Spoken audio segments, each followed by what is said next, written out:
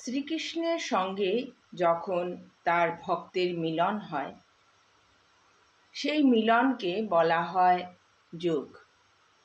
শ্রীকৃষ্ণের সঙ্গে তার ভক্তের এই যোগ 3 প্রকার: সিদ্ধি, তুষ্টি এবং স্থিতি। ভক্ত যখন গভীর আগ্রহের সঙ্গে শ্রীকৃষ্ণের সঙ্গে মিলিত হন, সেই মিলনকে সিদ্ধি বলা হয়।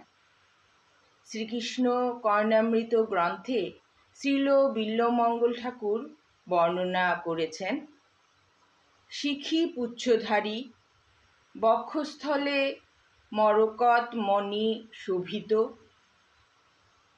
মৃদুমন্দ হাস্যোজ্জ্বল চঞ্চল চক্ষু এবং সুকোমল অঙ্গবিশিষ্ট কৃষ্ণ কিভাবে তার ভক্তের সঙ্গে মিলিত হন।